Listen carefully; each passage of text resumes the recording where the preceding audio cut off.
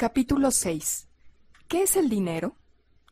Antes de empezar nuestro viaje a través de la economía, el medio ambiente y la energía, necesitamos comprender qué es esa entelequia que solemos llamar dinero. El dinero es algo tan consustancial a nuestra vida diaria que probablemente no hemos pensado nunca en analizar qué es o qué representa. El dinero es una creación humana tan esencial que si de repente desapareciese, en su lugar surgiría espontáneamente otra forma de dinero, que podría ser, por ejemplo, vacas, tabaco, pan, cáscaras de frutos secos o incluso conchas de nautilo. Sin dinero no existirían las complejas especializaciones laborales de la actualidad, porque el trueque es algo muy incómodo y dificultoso. Pero lo más importante es que cada tipo de sistema monetario tiene sus pros y sus contras, y todos ellos imponen sus propias reglas, favoreciendo algunos comportamientos y restringiendo otros. Nos bastará con abrir cualquier libro de texto para saber que el dinero debe tener tres características. La primera es que debe ser una reserva de valor. Tanto el oro como la plata cumplieron perfectamente esa función, ya que eran escasos. Su extracción en las minas necesitaba mucha energía humana y no se corroían ni deterioraban. Por el contrario, el dólar US americano no cesa de perder valor con el tiempo, lo cual penaliza a quienes ahorran e impone la necesidad de especular o invertir. Una segunda característica es que el dinero, como medio de intercambio, necesita que la población lo acepte de intermediario en todas sus transacciones económicas. Y la tercera característica es que el dinero debe ser una unidad de medida, es decir, ha de ser divisible y cada unidad ha de ser equivalente a las demás. La unidad de medida US americana es el dólar.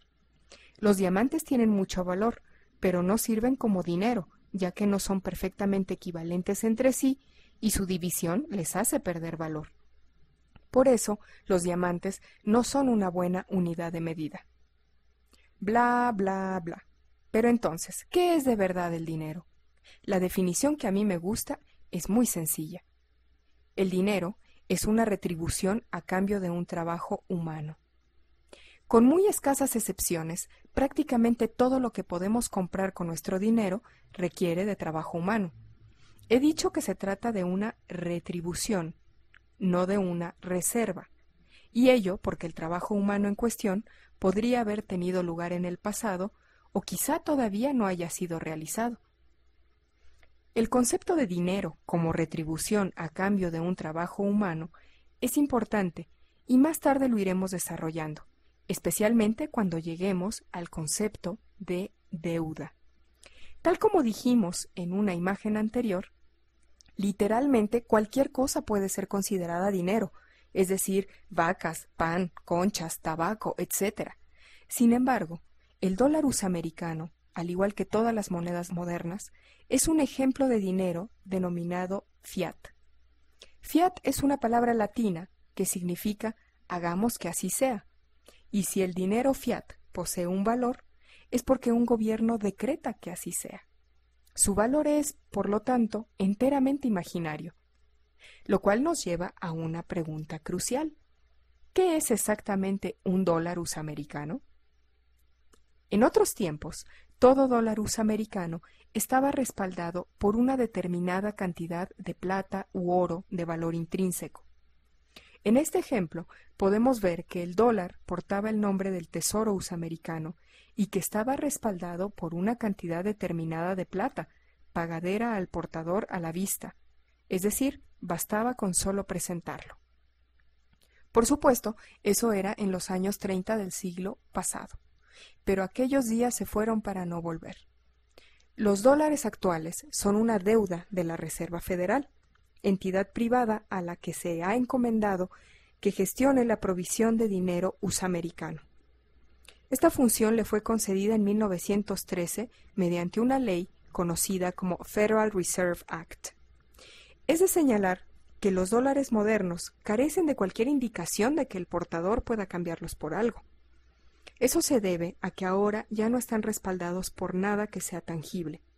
En vez de ello, el valor del dólar, se basa en un juego de lenguaje, en el hecho de que es ilegal rechazar dólares en pago de algo y de que son la única forma aceptable para pagar impuestos. La provisión de dinero de una nación necesita una gestión muy cuidadosa, pues de no ser así, la inflación podría destruir la unidad monetaria.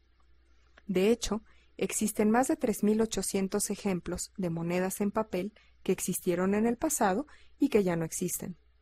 Muchos de esos ejemplos son billetes usamericanos que hoy tienen valor como objeto de colección, pero carecen de cualquier valor monetario. No resulta difícil mostrar ejemplos maravillosos, pero ya no funcionales, de billetes procedentes de Argentina, Bolivia, Colombia y de centenares de otros países. ¿De qué manera la hiperinflación destruye una moneda? Hay un ejemplo relativamente reciente que sucedió en Yugoslavia entre los años 1988 y 1995.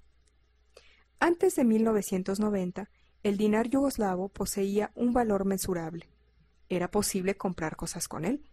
Sin embargo, a lo largo de los años 80, el gobierno yugoslavo mantuvo un déficit persistente en su balanza de pagos, que compensó imprimiendo papel moneda.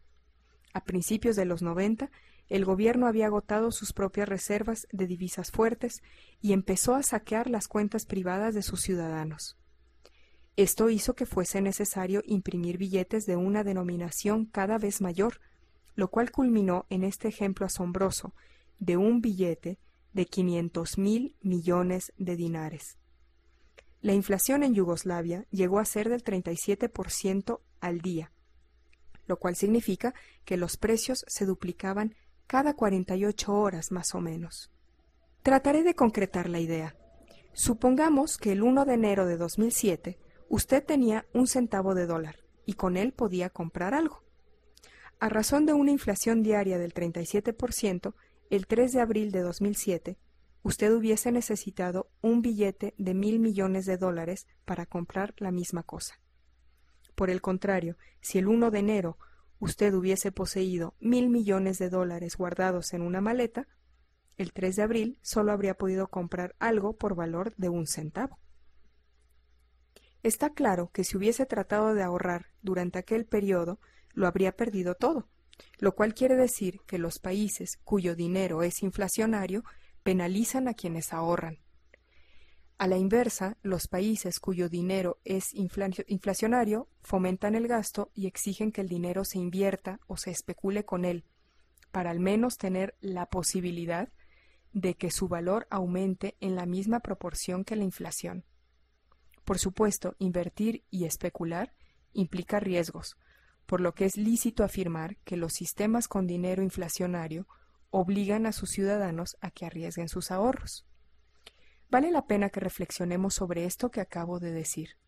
Obligan a sus ciudadanos a que arriesguen sus ahorros.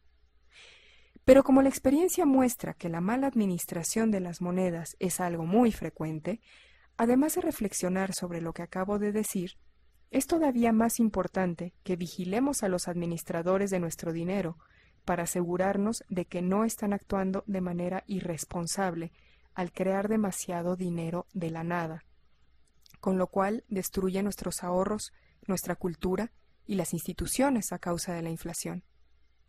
Un momento, ¿he dicho que nuestros administradores crean dinero de la nada? Pues sí, eso es lo que he dicho. Se trata de un proceso tan importante para su futuro, mi futuro, nuestro futuro, que dedicaremos los 2 próximos capítulos a aprender cómo se crea el dinero. Si están listos, pasen al siguiente capítulo.